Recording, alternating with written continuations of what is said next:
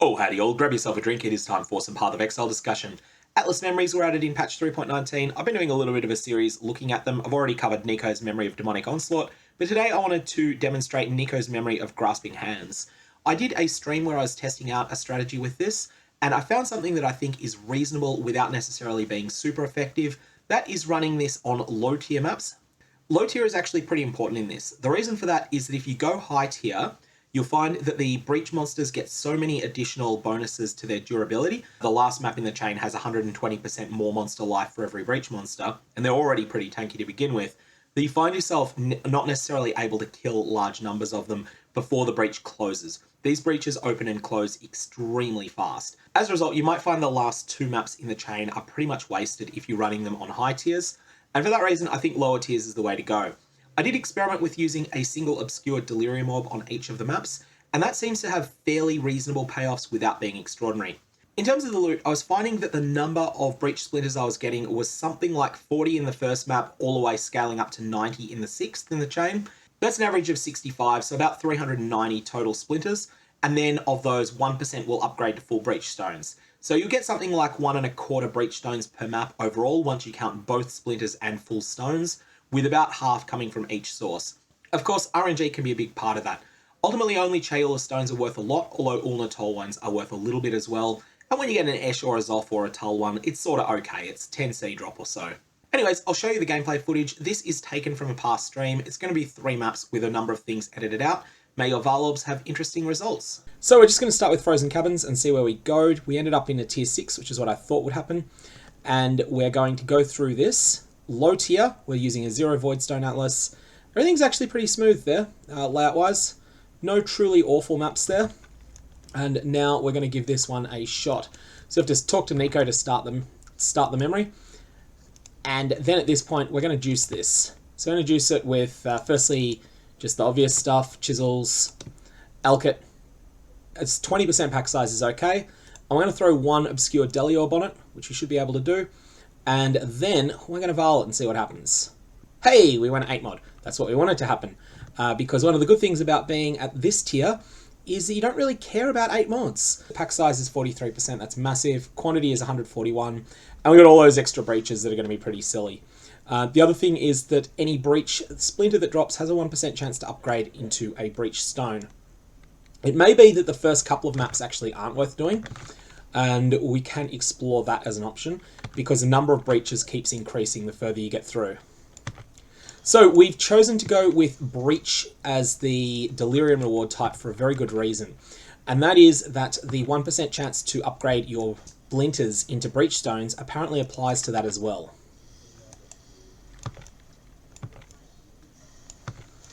And again, being a 20% Deli map, we don't really need to take anything all that seriously here. Here we go. There's a Tull's Breachstone already. So we've got 1 so far. And these monsters are just instantly dying, which is what we want to see. Or maybe not quite instantly dying on the rares. Even then, even at this tier, these monsters are putting up a little bit of a resistance. So that got instantly upgraded to a Breachstone, which is what we want to see. 1 Breachstone so far. Okay, can't remember what that. I think that belt's rubbish. Can never remember what it does. So one of the things that we're going to suffer from, by virtue of choosing to go with this as a low tier map, we're going to miss out on some of the chances of getting higher tier breach lords. So we're mostly going to get Tull and Zoth and Esh. We're very seldom going to see the Ulna Toll and Chayula. It's not they can't spawn; it's just they're rare. That was something that's been the case since Breach League itself. So, round the corner, check her out, see what we get. No, didn't get no Breach Splinters at all, because I got them all on my filter currently. We did get a couple of the silly rings. We'll pick those up, just for the sake of knowing how many drop. That's something that if you had a very powerful character, you could do this on higher tiers and get more of them. Well, get ones that matter more. But still, we'll probably get some grasping males out of this. And like, whilst most of them are not good, some of them can be. Just keeping an eye on this Delirium bar at the moment.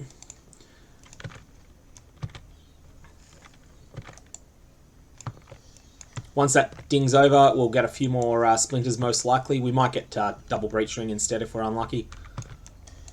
Those end up being completely useless. And we got splinters, but they didn't get upgraded. That's fine. That's normally going to be the case, but that's the reason we're using the Delirium Orbs, is because those splinters, you know, if you get 20 splinters, then that's 20% of a Breachstone. Plus, additionally, you get a whole bunch of extra monsters in the zone, additional quantity on stuff. It just means you're more likely to get a reasonable number of breach splinters and thus Breachstones from that 1% upgrade chance. There's only 6 breaches in the first one. It ends up as 16 in the 6th map. So you can see there's a huge difference as you get further through the progression of the memory. Pop that.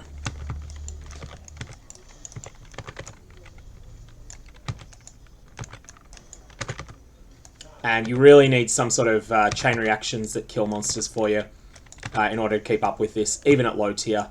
These monsters, you can't kill them individually. You've got to get them through some sort of chain reaction. They're just not... The breaches aren't open for long enough for you to kill them individually, slowly and carefully, or anything like it.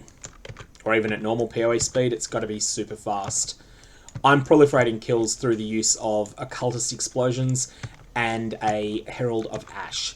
Herald of Ash causes the overkill from occultist explosions to then cause monsters to burn, and that ends up being pretty good. So the real test of this will be after we've done a couple of these, getting a sense of just how many breach splinters have dropped. And that'll be the thing that'll tell us whether this strategy is useful or not. That deception print is actually worth something, even though it's only low level. Wouldn't normally pick up a contract at this level, but that one's an exception. So there was another 2 breach splinters that dropped as a result of a delirium reward. We'll set this thing off. Again, just get those chain reactions happening. Go back to the other side. This would probably be better if you're in a party, so that you could cover different directions each. And that looks like that's all we're going to get out of there. Here we go. These explosions going again. That's another few splinters, which again had that chance to upgrade that they didn't proc, the 1% chance.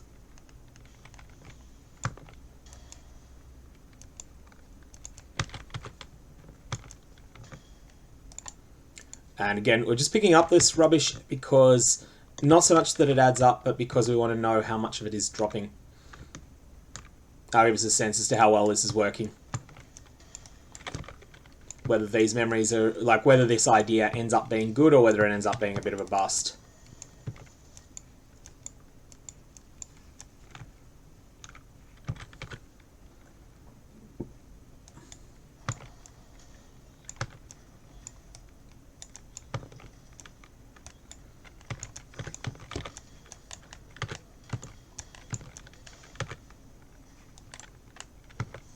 There's a terrible layout here for breaches, actually. At least this component of it.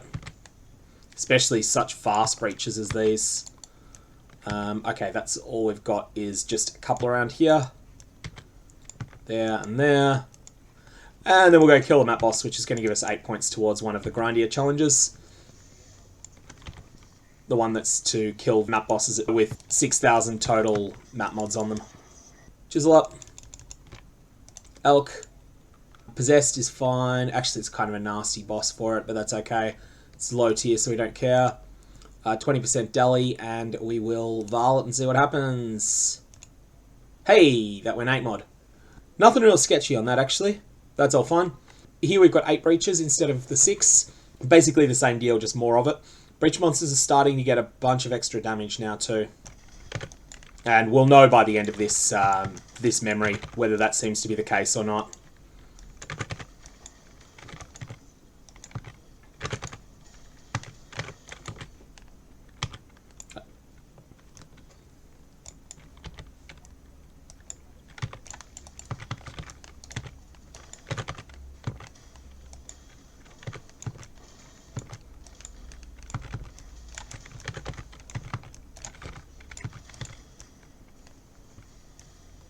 Alright, let's pop this now while we've got other monsters to bounce off.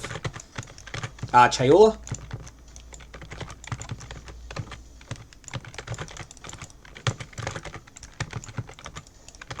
Hopefully we can... Nah. Just did not see... Like, we killed a bunch of stuff there, but didn't get anything much there at all.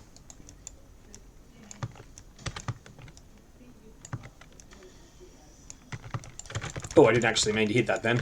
I misclicked a little. Ulnatol again is one of the more valuable ones, obviously. Not that it's guaranteed, just... And again, we're just not seeing those splinters. I don't think splinter drop rates are lower at lower tiers. I'm not sure on that, though. I don't think anyone's really done any serious analysis of it, beyond just knowing that it's rarer to get Ulnatol and to get Chayola at lower tier. That's known, or at least it was in Breach League. So much of that stuff changes over time too.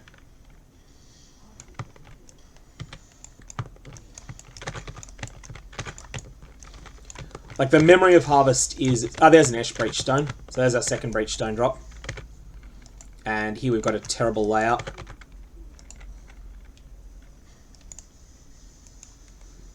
So that's 2 full Breachstones from this approach. As well as a bunch of rubbish.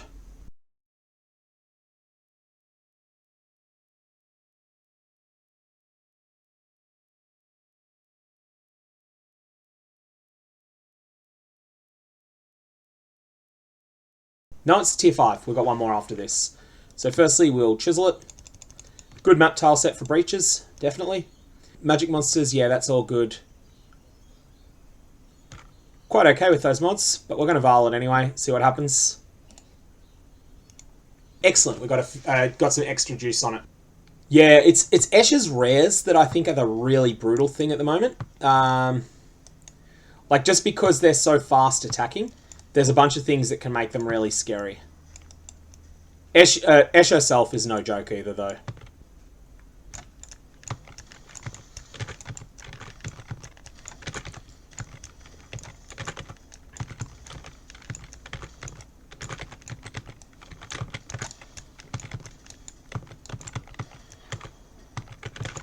So I got stunned out of my Vaal Clarity there, and that really stuffed me up mana-wise in that zone. It's why that was handled so badly.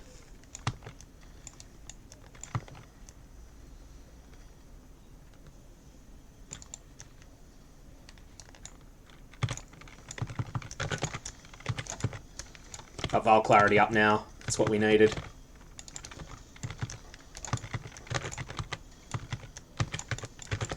These monsters are so tanky already. I can't remember what the actual map mods were, but they're definitely pushing them over the line of being quite hard to take down while you're under that pressure of the timer. And that's only 20% Deli, I mean.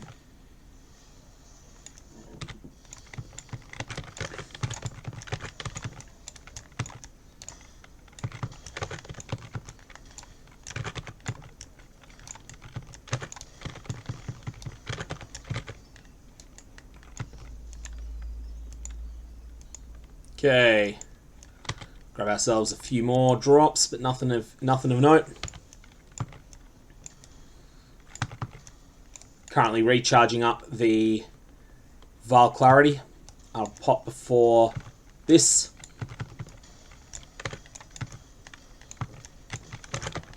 Another Esh one. Super fast damage incoming.